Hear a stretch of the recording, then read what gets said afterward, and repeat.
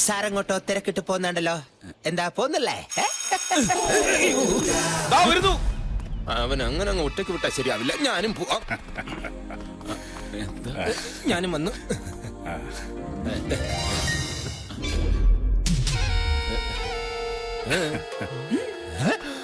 അയ്യോ, ഇതെന്തോന്ന്? ജ്വല്ലറിയുടെ പരസ്യോ?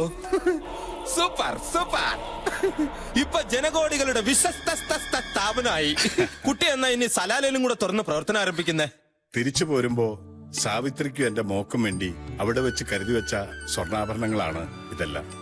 ഇനി ഈ ആഭരണങ്ങളെല്ലാം അണിഞ്ഞു വേണം എന്റെ മോളെ എനിക്കെന്നും കാണാൻ. പക്ഷെ ഒരു പ്രശ്നമുണ്ട്. എന്തോന്ന്?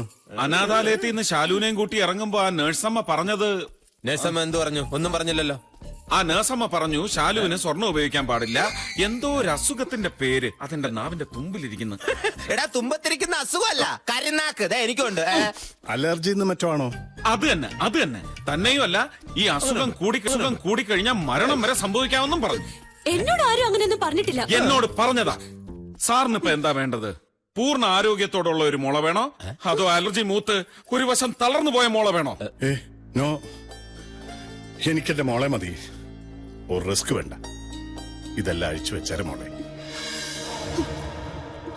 അമേരിക്കയിൽ നിന്ന് ഞാൻ ജീവനോടെ രക്ഷപ്പെടാൻ കാരണം എന്റെ ഫ്രണ്ട് സേതുരാമനാ. അയാൾക്കൊരു മകനുണ്ട്, ജയരാമൻ. ഫിലാഡൽഫിയയിൽ വലിയൊരു റെസ്റ്റോറന്റ് നടത്തുക. കല്യാണപ്രായം കഴിഞ്ഞു. ഒരു പെണ്ണിനെ ഇഷ്ടപ്പെടില്ല. ആളാ ടൈപ്പാ. അമേരിക്കയിൽ നിന്ന് തിരിക്കുന്നതിന് മുമ്പ് സേതുരാമനോട് ഞാൻ ചോദിച്ചു, ഞാൻ എന്റെ മോളെ തേടി പിടിക്കുവാണെങ്കിൽ അവനെ കൊണ്ട് എന്റെ മോളെ കെട്ടിക്കാമോ എന്ന്. അതയാൾക്ക് 100 വട്ടം സമ്മതവുമായിരുന്നു. വരുന്ന തിങ്കളാഴ്ച ജയരാമൻ എത്തും പെണ്ണ് കാണാൻ. ഞാൻ കണ്ടിട്ടില്ല ജയരാമനെ. ലേശം കറുത്തിട്ടാണെന്നാ പറയണേ. ഇനി അവര് തമ്മിൽ കണ്ടിട്ട് ഇഷ്ടപ്പെടുവാണെങ്കിൽ നമുക്കതങ്ങ് നടത്തി കൊടുത്താലോ കൃഷ്ണ? ഇത്ര പെട്ടെന്ന് മോളെ കിട്ടിയിട്ട് കുറച്ചു ദിവസമല്ലേ ആയുള്ളൂ. അതിനിടയ്ക്ക് അങ്ങ് കെട്ടിച്ചയക്കാന്ന് വെച്ചാ അതും അമേരിക്കയിലേക്ക്. സ്വന്തം മോളെ കണ്ട് കൊതി പോലും തീർന്നു കാണില്ല സാറിന്. അതുകൊണ്ട് അതിനെപ്പറ്റി നമുക്ക് സാവകാശം ആലോചിച്ചാ പോരെ? അല്ലെങ്കിൽ നാട്ടിൽ നിന്ന് തന്നെ ഒരു പയ്യൻ ആലോചിച്ചാലോ? മകള് കൈവിട്ടു പോകുന്നുള്ള പേടിയും വേണ്ട. എന്റെ അറിവിൽ ഒരു വലിയ ജൈവവള ഫാക്ടറിയുടെ മകനുണ്ട്. അല്ല, ഫാക്ടറി ഓണറുടെ മകനുണ്ട്. പാവൻ ചെക്കൻ, നല്ല തങ്കപ്പെട്ട സ്വഭാവം. കാണാനാണെങ്കിൽ ഒരു 7-7 അഴക് വരും. പിന്നെ വിദ്യാഭ്യാസമോ മറ്റു കുഴപ്പങ്ങളോ ഒന്നുമില്ല താനും. നല്ല പയ്യനാ. എനിക്കറിയാം. അവർക്ക് രണ്ടുപേർക്ക് ഇഷ്ടപ്പെടുകയാണെങ്കിൽ കല്യാണം നടത്തി കൊടുക്കാമെന്ന് സേതുരാമന് ഞാൻ വാക്കുകൊടുത്തുപോയി. എന്നാലും ഒരു പ്രശ്നമുണ്ട്. ജയരാമൻ വലിയ കോടീശ്വരനാ. എന്റെ മോക്കാണെങ്കിൽ ഒരു ബാങ്ക് അക്കൗണ്ട് പോലുമില്ല. അതുകൊണ്ട് ജയരാമൻ വരുന്നതിന് മുമ്പ് എന്റെ സകല സ്വത്തുക്കളും മോളുടെ പേരിലാക്കാൻ പോവാ. ഒന്നുമില്ലാത്ത എന്റെ മോളെ അയാൾ താലി കെട്ടേണ്ടി വരരുത്. അതിനുള്ള ഏർപ്പാടുകളൊക്കെ കൃഷ്ണൻ തന്നെ ചെയ്യണം. അധികം സമയമില്ല. മാറട്ടെ. ഗുളികനോ? അതാരാ? ആ, ശാലുവിനിപ്പ ശനിയാ. ശരിയല്ല, സമയം ശരിയല്ല. സമയം ശരിയല്ലെങ്കിൽ 10-20 വർഷമായിട്ട് തേടി നടന്ന അച്ഛൻ എനിക്ക് കിട്ടുമോ? അത് ശരിയാ. പക്ഷെ അപകാരം ഉണ്ടല്ലോ. എന്തോന്നോ? അതായത് ഇത് ശനി, ഇത് ശുക്രൻ. ഈ ശനിയുടെ ഒരു നോട്ടം കണ്ടോ? നോട്ടത്തിന്റെ പെശക് കണ്ടോ? പിന്നെ സാറിന് ഇപ്പൊ ശനിയെ കാണാൻ പറ്റുന്നുണ്ടോ? ഇല്ല. ആ, ശനി ശുക്രന്റെ പിന്നിൽ മറഞ്ഞു. 1 വർഷം കഴിയുമ്പോ അങ്ങ് മറയും. അതുവരെ ശാലുവിന്റെ പേരിൽ നമ്മൾ ഒരു നല്ല കാര്യവും ചെയ്യാൻ പാടില്ല സർ. ചെയ്താ കൈമോശം വരും. ജോത്സ്യം എന്ന് പറയുന്നത് സത്യമാണ് സർ. അല്ലടാ? പിന്നെ ജോത്സ്യം അച്ചപ്പല്ലേ? അല്ല, അച്ചട്ടല്ലേ? അല്ല കൃഷ്ണ, ഈ ശനിയുടെ അപഹാരം കഴിച്ചെഴുതാമല്ലോ. എഴുതണം. എഴുതിയില്ലെങ്കിൽ കുഴപ്പമോ? ആശ്വാസായി. അല്ല, കൃഷ്ണന് ജ്യോത്സ്യത്തിലൊക്കെ നല്ല വശമല്ലേ? തനിക്ക് അത്ര വിശ്വാസമായതുകൊണ്ട് എഴുത്തൊക്കെ 1 വർഷം കഴിഞ്ഞു മതി. അതുവരെ ഭഗവാൻ എനിക്ക് ആയുസ് തന്നാ മതി. ആ, പിന്നെ കൃഷ്ണ, തിങ്കളാഴ്ച കൃഷ്ണൻ തന്നെ എയർപോർട്ടിൽ പോയി ജയറാമിനെ കൂട്ടിക്കൊണ്ട് വരണം. മറ്റേ കാര്യം എന്താ? ഓ, ആ കൃഷ്ണ, നമ്മുടെ ഔട്ട് ഹൗസ് ഒക്കെ ആകെ വൃത്തികേടായി കിടക്കുക. അതിനെന്താ, അത് വൃത്തിയാക്കിക്കളയാം. വൃത്തിയാക്കിയിട്ട് കൃഷ്ണൻ അങ്ങോട്ട് മാറിക്കോളൂ. ഒപ്പൽ അകത്തെ കാര്യങ്ങളൊക്കെ നോക്കട്ടെ.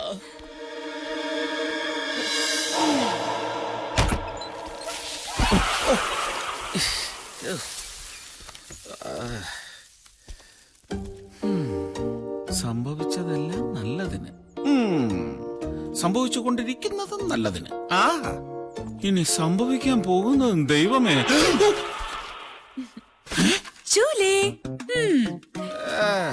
ഇവിടെയൊക്കെ വൃത്തിയാക്കി മനസ്സിലാക്കുന്നത് കൊള്ളാം. പിടിച്ച് പിടിച്ച് വേഗം പിടിക്ക്. എല്ലാം നല്ല കണ്ണാടി പോലെ തിളങ്ങണം. നിന്റെ മുഖവാടി ആദ്യം വൃത്തിയാക്കേണ്ടത്.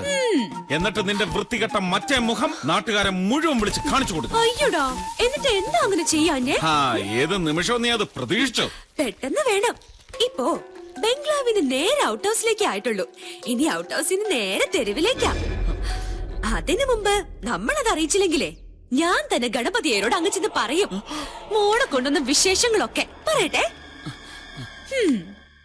പക്ഷേ ഇനിയിപ്പൊ ഞാൻ പറഞ്ഞാലും അദ്ദേഹം അത് വിശ്വസിക്കുമെന്നാ എന്റെ സംശയം. വിശ്വസ്തരായ ജോലിക്കാര് മോളെ കൊണ്ടൊന്ന് കൊടുക്കുന്നു, അദ്ദേഹം അത് സ്വീകരിക്കുന്നു, അസുഖം മാറുന്നു. വന്ന് വന്ന് ഇപ്പൊ എനിക്കൊരു സംശയം, ഞാൻ തന്നെയല്ലേ അദ്ദേഹത്തിന്റെ മോളെന്ന്. ദേ സത്യം, ഒരച്ഛൻ മകളെ വിളിക്കുന്നത് കേട്ടില്ലേ? പോട്ടെ, ബൈ. ഇഷ്ടമല്ലടാ, എനിക്കിഷ്ടമല്ല.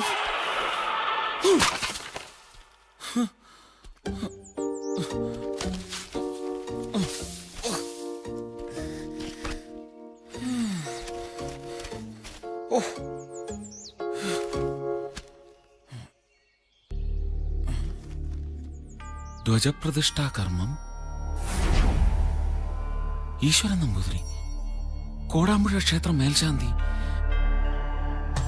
ഈശ്വരൻ നമ്പൂതിരി. പ്രശ്നങ്ങളിലും ഞാൻ കുട്ടിയോടൊപ്പം മാത്രമാണ് നിന്നിട്ടുള്ളത്. എന്നിട്ടും ഞാൻ ഭാഗ്യം കെട്ടവനാ. ശരി, നമുക്കൊരു അഡ്ജസ്റ്റ്മെന്റിലെത്താം. മറ്റേത് എന്റെ മനസ്സിനെ മാച്ചളയാം. പക്ഷെ ഒരാങ്ങളുടെ സ്ഥാനം കുട്ടി എനിക്ക് തരണം. എനിക്ക് തരില്ലേ? എന്ത് ആങ്ങളയുടെ സ്ഥാനം? ഓ, അതാണോ? തരാം തരാം. ഓഹോ, എത്രയോ പെൺകുട്ടികൾ കല്യാണം കഴിഞ്ഞ് അമേരിക്കയിലേക്ക് പോകുമ്പോ ആങ്ങളമാരെ കൂടെ കൊണ്ടുപോകാറുണ്ട്. ആങ്ങളമാരെ കൊണ്ടുപോകാൻ വേണ്ടി മാത്രം പെങ്ങന്മാർ അമേരിക്കയിൽ പോകാറുണ്ട്. ഞാൻ അമേരിക്കയിലേക്ക് പോകുമ്പോ കൂടെ കൊണ്ടുപോകണം, അത്രേ ഉള്ളൂ. അയ്യോ, അത് തന്നെ. കൊണ്ടുപോകാൻ. ജയരാമനേട്ടനെത്തി. അല്ല, ജയരാമൻ അളിയനെത്തി. ജയരാമൻ അളിയാ.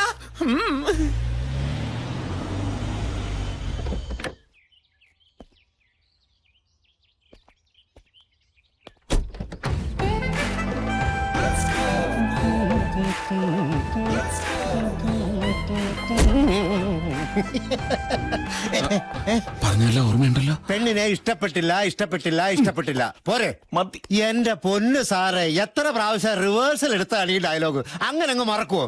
വേണേ ഇതിനേക്കാൾ വലിയ ഡയലോഗ് മണിയപ്പൻ മണി മണി മണി പോലെ പറയാം. എന്താ വേണോ? വേണ്ട വേണ്ട വേണ്ട. ഇതെന്ത് കൊട്ടേഷനാ ദൈവമേ. ജയരാമൻ അളിയാ. ജയരാമൻ അളിയാ. അളിയന്റെ ഈ കട്ട് ഫേസ് ഞാൻ എവിടെയോ കണ്ടിട്ടുണ്ടല്ലോ. വിമാനങ്ങളിൽ യാത്ര ചെയ്യാറുണ്ടോ? യാത്ര ചെയ്തിട്ടില്ല, മുകളിൽ കൂടെ പോകുന്ന കണ്ടിട്ടുണ്ട്. അപ്പൊ എന്നെ കാണാൻ വഴിയില്ല. താഴെ നോക്കുമ്പോൾ വിമാനത്തിലകത്തിരിക്കുന്നവരെ കാണാൻ പറ്റില്ല. എന്നാൽ ഈ ജയരാമൻ അളിയനെ അതൊന്നുമില്ല. നീ ജയറാം സാറിന്റെ പെട്ടിയും സാധനങ്ങളും ഒക്കെ എടുത്ത് മോളിൽ കൊണ്ടുവയ്ക്കണം. അതാ നിന്റെ പണി. സാർ വരണം. നിൽക്കവിടെ. അളിയൻ കല്യാണം കഴിഞ്ഞ് അമേരിക്ക പോകുമ്പോ എന്നെ കൂടെ കൊണ്ടുപോകൂ. കൊച്ചുപിള്ളേരെ ഒന്നും അമേരിക്ക കൊണ്ടുപോകില്ല. പോടെ പോടെ പോടെ. വരുന്നാളെ ചാപ്പാട് നിർത്ത്. നമസ്കാരം. നമസ്കാരം. Glad to meet you uncle. നമ്മൾ തമ്മിൽ ഫോണിക്കിടെ സംസാരിച്ചുള്ള പരിചയമുള്ളൂ. അത് പോരെ അങ്കിൾ. ഇരിക്കൂ. Thank you. Come on sit down. അല്ല, യാത്രയൊക്കെ എങ്ങനെ ഉണ്ടായിരുന്നു? സീറ്റ് കിട്ടിയതുകൊണ്ട് സുഖമായിട്ടൊന്ന് ഉറങ്ങി. ആട്ടെ, എന്തൊക്കെയുണ്ട് അങ്കിളുടെ വിശേഷം? ഡാഡി പ്രത്യേക അന്വേഷണം പറഞ്ഞിരുന്നു. Thank you. എന്താ പാട്? ഒരു പാടുമില്ല അങ്കിൾ. അല്ല, നെറ്റിയിലെ പാട്. അത് ഞാൻ ഈ കൊട്ടേഷൻ. അങ്കിൾ, ഞാൻ ഈ ഫ്ലൈറ്റിൽ യാത്ര ചെയ്യുമ്പോൾ ഫ്ലൈറ്റ് ഒന്ന് ഷേക്ക് ചെയ്തു. അപ്പൊ ഫ്രണ്ടിലെ കമ്പിൽ ഒന്ന് ടച്ച് ചെയ്തു, അത്രേ ഉള്ളൂ. അത് ശരിയാ. എയർ പോക്കറ്റ്സിൽ വീണ് എന്തുമാത്രം അപകടങ്ങളാ ഉണ്ടായിട്ടുള്ളത്. എനിക്ക് അളിയനോടൊരു സംശയം ചോദിക്കാനുണ്ട്. നീ എന്നെ വരട്ടിയാലും ഞാൻ ചോദിക്കും. എനിക്കത് അറിയണം. അളിയ, അമേരിക്കയിൽ പശുക്കളുണ്ട് അളിയാ? ഇല്ല, കംപ്ലീറ്റ് കോഴികളാ. അങ്കിൾ, ആരാവൻ? കുറെ നേരമായി എന്നെ അളിയ അളിയാന്ന് വിളിച്ച് ഡിസ്റ്റർബ് ആയിരിക്കണേ. എന്റെ ഒരു ബന്ധുവാണെന്ന് കരുതിക്കോളൂ.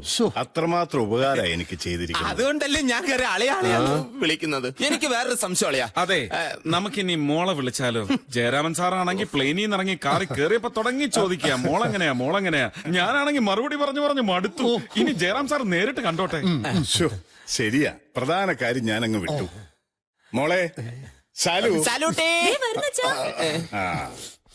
ഇതുവരെ ആരുടെയും മുമ്പ് പെണ്ണ് കാണാൻ നിൽക്കാത്തതുകൊണ്ട് അതിന്റേതായ ഒരു ചമ്മല് കാണും. ചമ്മലല്ല, ഇൻഹിബിഷൻ. ആ അത് കാണും. ഇപ്പോഴുള്ള പെൺകുട്ടികൾക്കെല്ലാം അതുണ്ട്. മാത്രല്ല സാധാരണ പെൺകുട്ടികളെ പോലെയല്ല ഇവക്ക് സ്വർണ്ണാഭരണങ്ങളോടൊന്നും ഒരു കമ്പവുമില്ല.